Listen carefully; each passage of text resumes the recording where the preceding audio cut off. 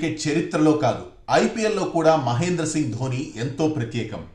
ఇండియాకి ప్రపంచ వేదికపై గెలవడం అంటే ఏంటో చూపించిన ధోని చెన్నై సూపర్ కింగ్స్ను కూడా అదే పందాలో విజయం వైపు 5 సార్లు నడిపించాడు. ముంబై ఇండియన్స్కి ఉన్న లీడ్ని 2023లో కొట్టిన కప్తో సమానం చేశాడు ధోని.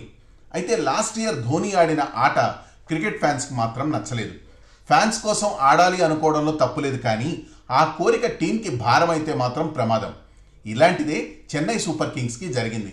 ధోని 6 హిట్టింగ్ని ఎవరూ ప్రశ్నించలేరు, కానీ మునుపటిలా ఆడడం మాత్రం ధోని మర్చిపోయాడు. గేమ్ని ఆఖరిదాకా తీసుకెళ్లి గెలిపించడం ధోని స్టైల్.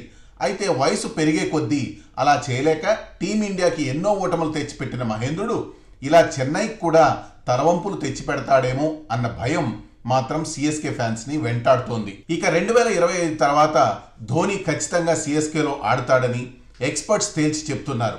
ఇది రితురాజ్ గైక్వాడ్ కి కెప్టెన్ గా సెకండ్ ఇయర్. 2024లో రితురాజ్ పక్కనే ఉండి డెసిషన్స్ తీసుకోవడంలో హెల్ప్ చేసిన ధోని ఈ సంవత్సరం ఫేర్వెల్ ఆడి రిటైర్ అయిపోవచ్చు. ఎంతటి దిగ్గజమైనా తన టైం అయిపోయిందని తెలుసుకొని నిష్క్రమించడం తెలుసుకోవాలి. ఎంతో స్మార్ట్ క్రికెటర్గా పేరు పొందిన ధోని సిఎస్కే విషయంలో మాత్రం ఎమోషనల్గా ఆలోచిస్తున్నాడేమో అన్నది ఒక క్రికెట్ వర్గం వాదన. నిజానికి ధోనిని కొనసాగించేందుకు చెన్నై సూపర్ కింగ్స్ డిమాండ్ చేసిన ఆన్ క్యాప్డ్ ప్లేయర్ నిబంధనను ఐపీఎల్లో మళ్లీ అమలు చేయాలని బీసీసీఐ నిర్ణయించింది.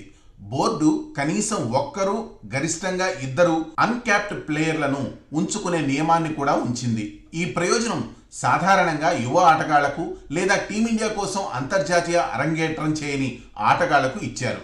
ఈ రూల్ ప్రకారమే ధోని చెన్నై సూపర్ కింగ్స్ లో కేవలం 4 కోట్ల జీతానికి కొనసాగుతున్నాడు. ఐపీఎల్ 2025 ధోనికి లాస్ట్ టోర్నమెంట్ అయితే ఫ్యాన్స్ కి మునుపటి ధోనిని ఒక్కసారైనా చూపించి రిటైర్ అవుతాడేమో చూడాలి. ఒక 2 మ్యాచ్లు టీం కోసం చేస్తూ గెలిపిస్తే హేటర్స్ నోర్లు కూడా మూయించవచ్చు.